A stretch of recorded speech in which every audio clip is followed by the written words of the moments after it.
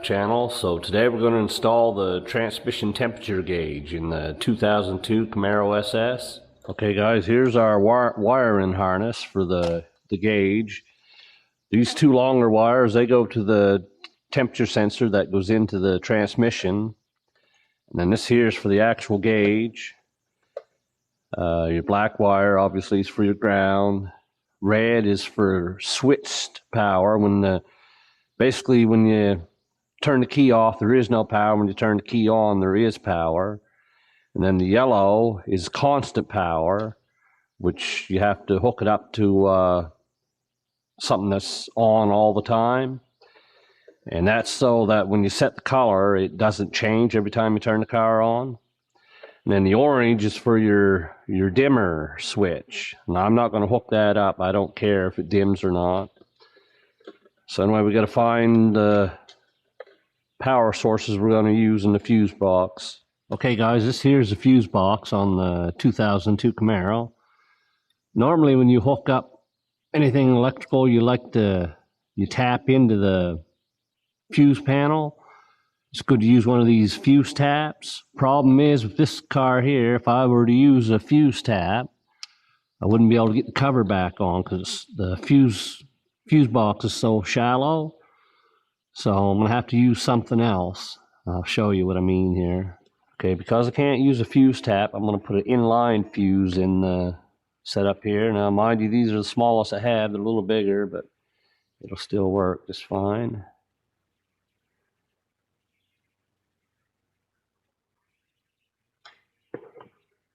We'll solder that.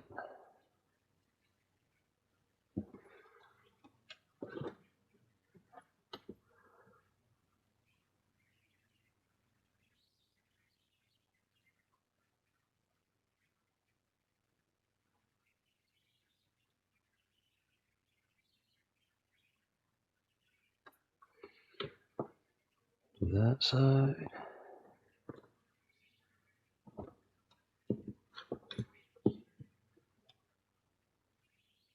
Like that coverage. Okay, so there's that one. I'll do this one.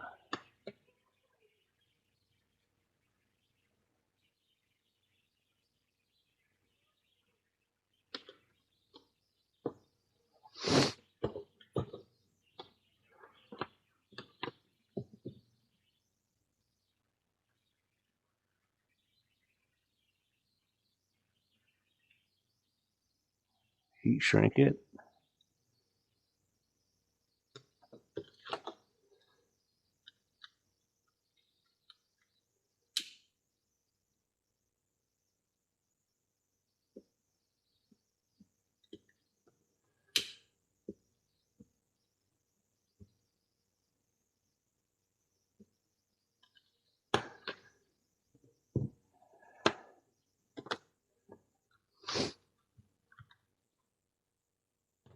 I like to double up on the heat shrink. I don't know if this one will slide over or not. Get her a little bit tighter. Okay, so now I gotta get it to the main harness. Okay, so we want one of these and one of these. And I'll just solder these together, and the yellow one to this one, and then we got a fuse in line, so it'll be a little safer. Okay, now I got the inline fuse in the harness. I'm going to put in some 5 amp fuses. That's the smallest I have, or I'd go even smaller.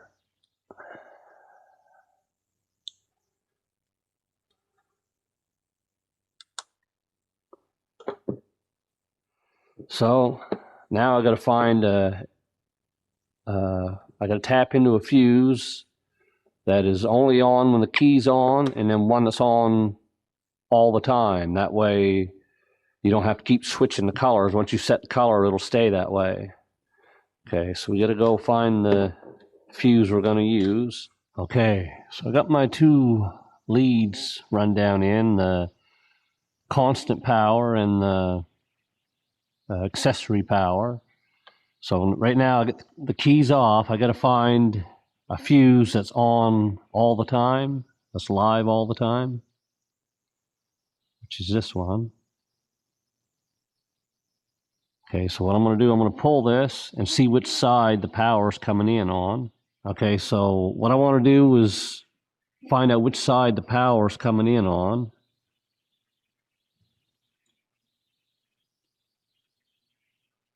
So it's this side right here, the power's coming in on, so I'm going to want to tap into the opposite side. That way, as extra safety, if I tap into this side, if this fuse blows, then the gauge will stop working. Now, what I was going to use is one of these taps here. This is also called a fuse tap. It goes on your fuse like this. Problem is, when I try to use that, I can't get it in. The fuse box moves.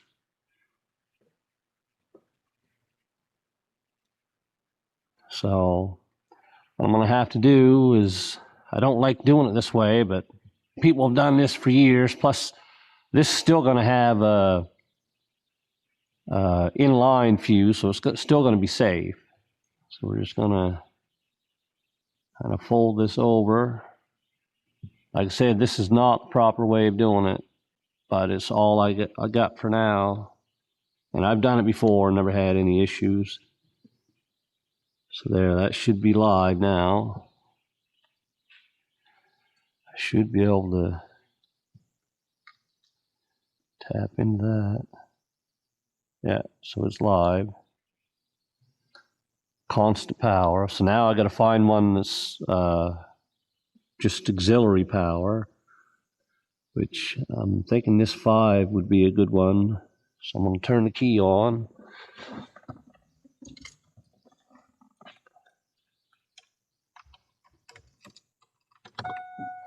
So the ignition on, that should now be live.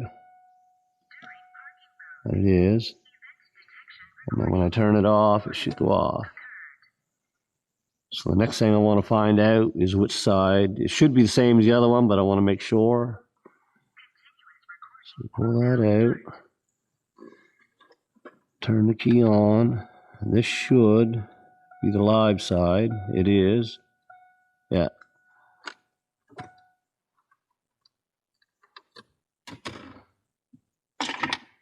So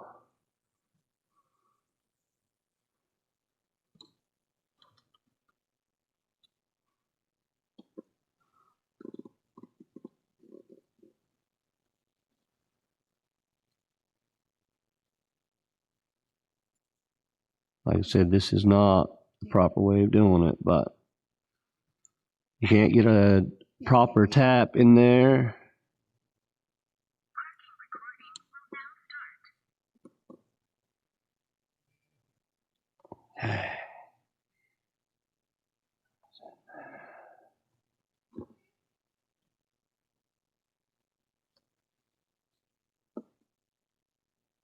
Oh, I see an issue right there. Back out.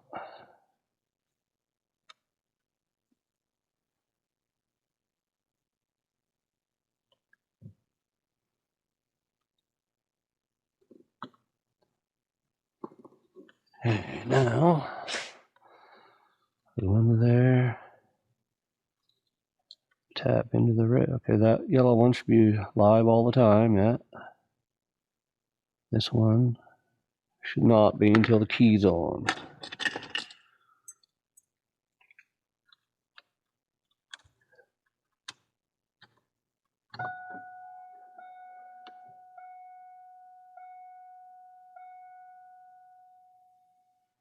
Okay.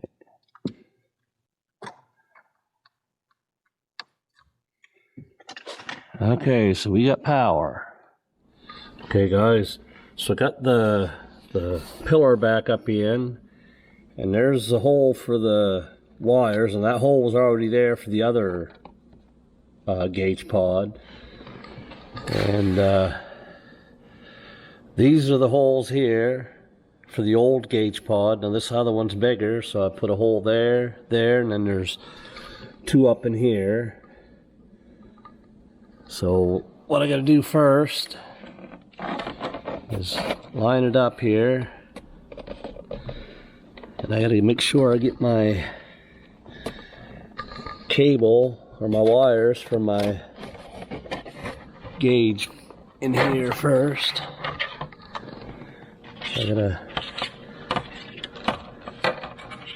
bring this down, feed it out that hole.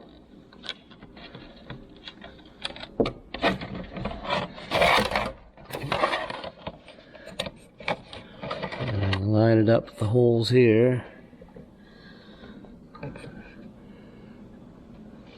And see, I got my wires down in the fuse panel here. I got the ones for the gauge hooked up, but I gotta still get a ground for the gauge, and then I gotta run the green and black wire is gonna have to run out under the car for the sensor for the transmission.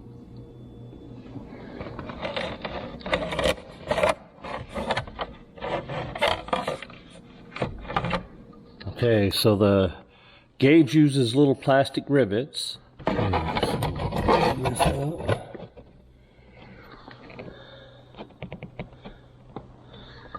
And I'll try putting the rivet in the top one first.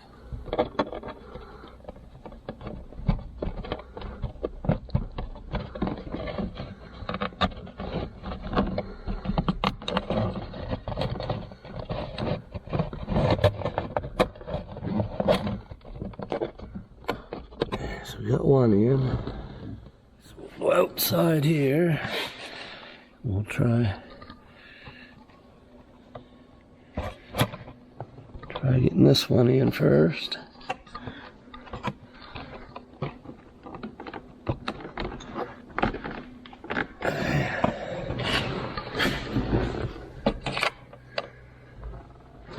Okay, maybe I'll line this one up first.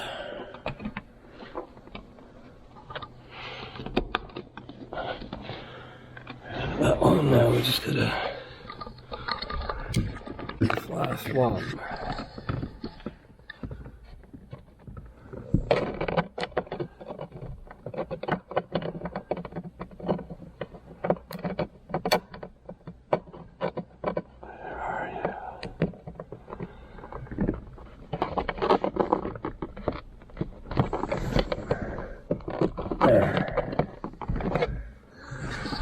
Okay, so the plastic rivets are in. Got the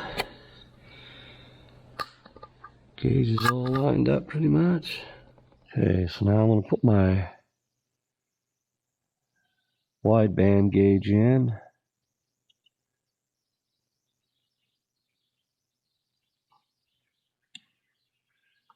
Just feed that in.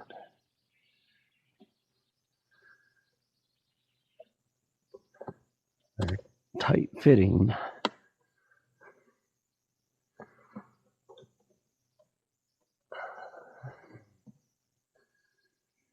Okay. Straighten this one out just a little bit. Anyway, she's on there nice and solid. It looks nearly factory. It looks decent. I still got to get the little thing lined up in here. Other than that, she's all. I'm not going to turn it on yet because I haven't got this one grounded yet. As soon as I get it grounded, I'll be able to turn the key on and see if it works. Okay, so I got the gauge all hooked up. Now all I got to do is get these 2 wires here for the sensor that goes in the transmission. I got to get these wires out and under the car. Now, where I did the wideband, I ran it through the floor. There's a little rubber piece that goes in the floor, and that's where. So I already got a hole in it for the wideband, so I might as well run this down under there too. So to get there, I'm going to have to remove this panel right here. There's one screw up there, and then there's 1, 2, 3, 4 right here, and I already got them removed. So you can start by lifting it up back here, and then it should come right back out.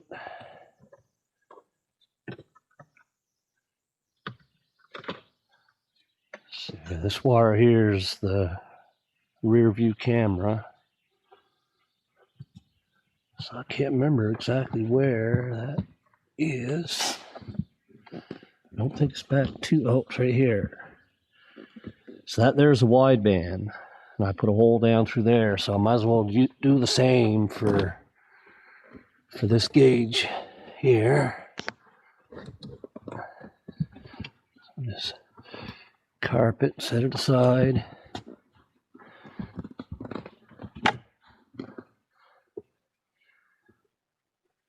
I got a lot of silicone that I put in there to seal it up. I'll have to poke a little hole down in there.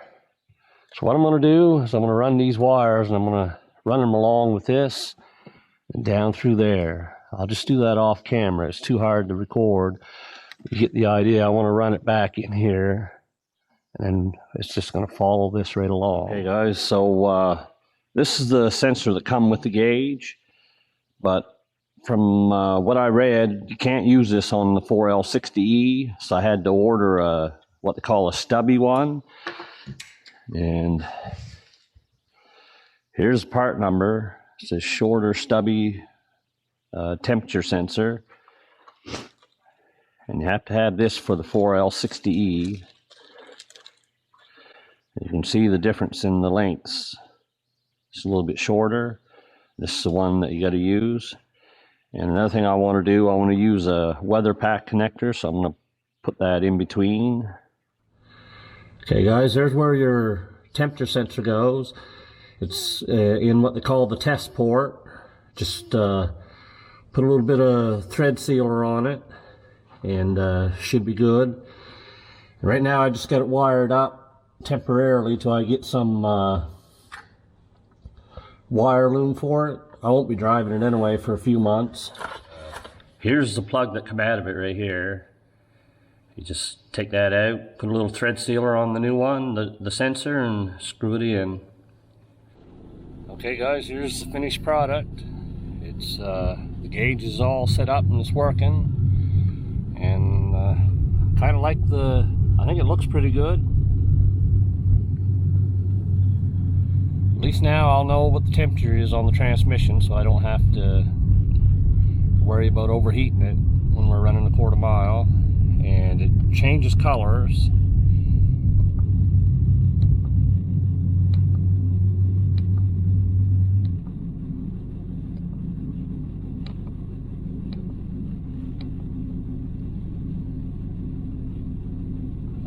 There's one where it changes, keeps changing, and this is the blue that I want. It's the closest one to my or maybe no, that's not. That must be the change. Okay, there it is. That's the closest I can get to the wideband. Anyway guys, thanks for watching, and we'll catch you in the next one.